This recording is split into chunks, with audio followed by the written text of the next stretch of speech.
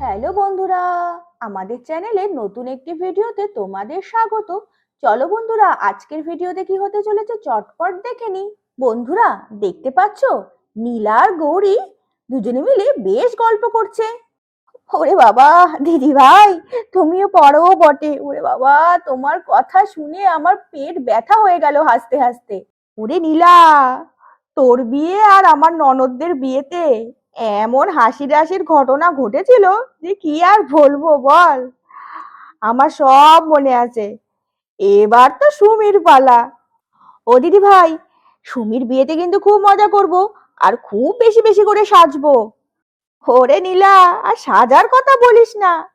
বিশাখার বিয়েতে কত রকম শাড়ি পাটে পাটে রেখে দিয়েছিলাম, আর তার সাথে ম্যাচিং করে ব্লাউজ গয়না গাটি দিয়ে। কিন্তু পড়বো কখন? সন্ধ্যাবেলায় বিয়ে, বাড়ির কাজকর্ম আর আত্মীয় স্বজন আপ্যায়ন করতে করতে আমি যখন শাড়ি পরে গেলাম জানিস, তখন বিশাখার বিয়ে হয়ে গেছে, ওরা ঘরে যাচ্ছে। ও দিদি ভাই, কি বলছো? হ্যাঁ রে, কি আর বলবো। আর তারপর তো তোর বিয়ে হলো, তখন তো আগের থেকে ঠিক করে রেখেছিলাম আমি আর সাজগোজের কথা ভাববোই না। কিন্তু এবার তো তুই আছিস, দুইজন মিলে সব কাজকর্ম সামলাবো, তাহলে আর অসুবিধা হবে না। হ্যাঁ দিদি ভাই, কাজের জায়গায় কাজ। আমি সাজগোজ না করে কোনো কাজ করব না। হ্যাঁ রে নীলা, আগে তো এসব অনেক কথা মনে হয়, কিন্তু যখন সেসব দিনগুলো আসে না, তখন দেখবি সময় কিভাবে চলে যায়, সাজগোজের সময় আর পাওয়াই যায় না। ও দিদি ভাই, কালকে যারা সুমিকে দেখতে আসবে তাদের তো ভালোভাবে আপ্যায়ন করতে হবে।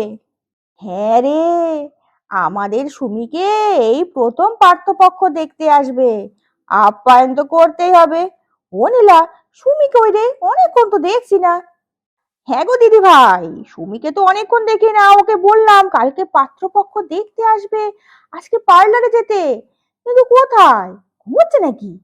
অন্যদিন তো আমাদের কথাবার্তা আর হাসি ঠাট্টা শুনলে তো চলে আসে আমাদের কাছে, কিন্তু আজ দেখো এত জোরে জোরে হাসি ঠাট্টা হচ্ছে, কিন্তু ওর তো কোনো পাত্তাই নেই। সুমি, ও সুমি, ঘুমোচ্ছ নাকি গো? না না, ঘুমাইনি, শুয়েছিলাম। হ্যাঁ, কি হয়েছে বলো। ওরে বাবা, আমরা এত হাসি ঠাট্টা করছি, কখন থেকে দুজনে মিলে গল্প করছি, কই তুমি তো একবারও আসলে না। এমনি, ভালো লাগছে না গো। ঘর থেকে শুনছিলাম তোমাদের কথাবার্তা। ও সুমি, জানিস তো তোকে কালকে দেখতে আসবে, বিকেল বেলায় আসবে বুঝলি। আর শোন, ভালো দেখে একটা হলুদ রঙের শাড়ি পরিস। আর শোন, পার্লারে গিয়ে কি ফেসিয়াল টেসিয়াল করিস না, ওসব করে আসিস, তাহলে বেশ ভালো লাগবে। কেন গো, কোন রাজপুত্র আসবে যে আমাকে সেজেগুজে থাকতে হবে? আরে সেই রকম কিছু না, তুই তো কোনো অনুষ্ঠান হলে বা কিছু হলেই পার্লারে যাস, তাই বললাম। অত রেগে যাচ্ছিস কেন? ও দিদি ভাই, সুমিকে আর পার্লারে যেতে হবে না, ওকে দেখতে এত সুন্দর, পাত্রের তো এক দেখাতেই পছন্দ হয়ে যাবে। হ্যাঁ রে নীলা, তাই যেন হয়। বারবার পাত্রপক্ষের সামনে গিয়ে সেজে গুজে বসতে কি যে বিরক্তিকর ব্যাপার। তোমরা জানো যে এটা খুব বিরক্তিকর ঘটনা, তাও আমাকে সেই দিকেই ঠেলে দিচ্ছ। এই তোমরা আমাকে ভালোবাসো? ওরে সুমি, বিয়ে করতে হলে এভাবেই তো করতে হয়। এবার তুমি যদি কাউকে পছন্দ করতে, তাহলে তো তার সাথে তোমার বিয়ে দিয়ে দিতাম, সেই ক্ষেত্রে আর পাত্রপক্ষের পছন্দের বিষয়টা থাকতো না। ঘটক মশাই সম্বন্ধ এনেছেন, এইভাবেই বিয়ে হয়, আমাদেরও তো এভাবেই হয়েছে। আর তোমাকেও তো কতবার জিজ্ঞাসা করলাম তোমার কাউকে পছন্দ কিনা, তুমি তো কিছুই বললে না। আশ্চর্য তো, কাউকে পছন্দ না থাকলে কি করব? আর তোমরাও তো ঘটক না ধরে তোমাদের চেনাশোনা কারোর সাথে আবার বিয়ে দিতে পারতে। ও মা, চেনাশোনা পাত্র কোথায় পাবো তাই যে? সেই রকম রোজগারের পাত্র কোথায়? কেন, তাদের তো কত বন্ধু বান্ধব আছে, তাদের মধ্যে কাউকে তো সিট করতে পারতে। দিদি ভাই, সুমি মনে হয় কিছু ইশারা করছে, তুমি কিছু বুঝতে পারছো? কি বলছিস? আমি তো কিছুই বুঝতে পারছি না। আরে দিদি ভাই, তুমি শুধু শুনে যাও, কিছু বলতে হবে না। ও সুমি, তোমার চাঁদ দাদার সেই রকম বন্ধু বান্ধব কই তাই যে? বড় দাদার বন্ধুরা তো সব বয়স্ক, ওদেরই ছেলে মেয়েদের বিয়ের বয়স হয়ে গেছে, আবার কেউ কেউ তো দাদুও হয়ে গেছে। আর তোমার মেজ দাদার, তাদের বন্ধুদেরও তো সব বিয়ে হয়ে গেছে। আর যারা করেনি তাদের আর বিয়ের বয়স নেই। আর সুজয় তো ছোট, ওর কি বিয়ের বয়স হয়েছে নাকি? কাজে ওর বন্ধু বান্ধবরাও ছোট, তাদেরও বিয়ের বয়স হয়নি। আর তারা তো কেউই কর্মজীবনে প্রতিষ্ঠিত নয়। তাহলে তুমি কার কথা বলছো? তখন সুমি মনে মনে ভাবতে থাকলো, বৌদি ভাই শুধু বড়দা, মেজদা আর ছোটদার বন্ধুদের কথা বলছে।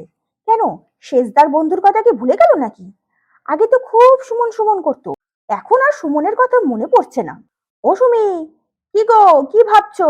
আমার কথা শুনছো তো? হ্যাঁ হ্যাঁ শুনছি, তুমি বলো। আর শোনো, আর বাকি থাকলো হলো শেষ ঠাকুরপো। সে তো কলকাতায় থাকে বহুদিন ধরে, তার বন্ধুদের সাথে আমাদের তেমন চেনা পরিচিতি আছে নাকি তাই যে? কেন রে নীলা, ভালো কথা মনে পড়েছে। ওই যে সুমন, চোখের ডাক্তার, এক দুইবার এসেছিল না আমাদের বাড়িতে? সেই ছেলেটি তো বেশ ভালো। ও দিদি ভাই, তুমি এত কেন কথা বলো বলো তো? চুপ থাকতে পারো না? আরে ওর মুখ থেকে সুমনের কথাটা বার করতাম, তুমি আগের থেকে বলে ফেললে। ও তাই বুঝি, আমি তো বুঝতে পারিনি। কি করবি এবার? ও দিদি ভাই, তুমি কি ভুলে গেলে নাকি? আরে সুমির তো সুমনকে পছন্দই হয়নি। সুমির তো সুমনকে দেখলেই শুধু বেকা বেকা কথা বলে। দেখো না, যতবার এসছে সুমনের সাথে সুমির ঝগড়া অশান্তি লেগেই থাকে। হ্যাঁ হ্যাঁ হ্যাঁ, তাই তো। সুমনের সাথে তো তাহলে বিয়ের কথা বলা যাবে না। এ সুমির সাথে তোর মোটেও পড়ে না। বলা যাবে না কেন তাই যে? হ্যাঁ হ্যাঁ সুমি, তুমি কিছু বললে নাকি? না না, কিছু না, তোমাদের আর কি বলবো, তোমরা কোনো কাজেরই না। ও সুমি, তুমি অত চিন্তা করো না তো। কালকে যে ছেলেটি দেখতে আসবে, সেও শুনেছি খুব ভালো। তাদের বাড়িতে জানো, অনেক বড় খাটাল আছে। ও মা নীলা, তাহলে সুমিকে কি গরুর গোবর পরিষ্কার করতে হবে নাকি? ও দিদি ভাই, না না, সেসব কাজ করার লোক আছে, তবে বাড়ির পরে খাটাল থাকলে সেসব কাজ তো মাঝে মধ্যে করতেই হবে। ছি ছি ছি ছি ছি, আমি এসব একদম পছন্দ করি না, তোমরা জানো না? ও সুমি, কি করব বলো, ঘটক মশাই বললেন খুব অবস্থাবান, ওই এলাকায় তাদের বড় নামডাক। তোমার কোনো অভাব হবে না, পায়ের ওপর পা তুলেই থাকতে পারবে। ও দিদি ভাই, এবার চলো উঠি, কালকের জন্য ভালো ভালো কাপ প্লেট বার করতে হবে, সেগুলো আজকেই করে রাখতে হবে। ও সুমি, তুমি তো ভালো ঘর গুছাতে পারো, শোনো না, কালকে ঘরগুলো সুন্দর করে গুছিয়ে রেখো না। ধুর, আমি ওসব কিছু পারবো না। তখন সুমি মনে মনে ভাবতে থাকলো, বৌদি ভাই সুমনের কথাটা কেমন এড়িয়ে গেল, অথচ আগে নিজেই সুমন সুমন করে লাফালাফি করতো। ধুর, কিছু ভালো লাগছে না। বৌদি ভাইকে বলবো সুমন বাবুর সাথে আমার বিয়ের কথা বলতে? ই মা, ছি ছি ছি, এসব আমি কি ভাবছি? এমন ভাবে হ্যাংলার মধ্যে কেউ নিজের বিয়ের কথা বলে নাকি? জানি না কালকে যে কি হবে। ভগবান, ওরা যেন কালকে আমাকে পছন্দ না করে চলে যায়। হে ঠাকুর, তুমি কিন্তু দেখো আমায়। ও দিদি ভাই, দেখলে তো সুমির মুখটা? সুমনের নাম শুনে সুমির মুখটা কেমন হাসি হাসি হয়ে উঠেছিল, কিন্তু যেই আমি আর তুমি মিলে সুমনের নামটা নাকচ করে দিলাম, মুখটা কেমন হাঁড়ি হয়ে গেল, আর মনে মনে যেমন মনে হচ্ছে কিছু বিড়বিড় করে আমাদেরকে বলছিল। হ্যাঁ রে নীলা, আমাদের ওপর মনে হয় বেশ রেগে গেছে। তাহলে সুমির মনের ব্যাপারটা তো বোঝাই যাচ্ছে, তাহলে কি করবি? ও দিদি ভাই, কালকে ওরা আসছে, আসুক না, তারপরে সুমনের ব্যাপারটা ঠিক ম্যানেজ করে নেব। আরে সুমি তো স্পষ্ট করে কিছু বলছিল না, এখন তো বুঝতে পারছি। তুমি চিন্তা করো না, কাল তো বিজয় আসবে, সমস্ত কথা বলে নেব। এ নীলা, সুমন ছেলেটি কিন্তু ভারী ভালো, কি মানাবে বল দুটিকে? হ্যাঁ গো দিদি ভাই, আমার তো দেখা মাত্রই মনে হয়েছিল, কিন্তু ওই যে সুমিটা কিছুতেই কথা শুনছিল না, আর শুধু ঝগড়া করতো, তাই তো বুঝতে পারছিলাম না। আজকে সব বুঝে গেছি। এবার দেখো আমি কি করি। যা ভালো বুঝিস কর, দেখিস আবার বেশি বাড়াবাড়ি করিস না। আরে হ্যাঁ হ্যাঁ, তুমি চিন্তা করো না।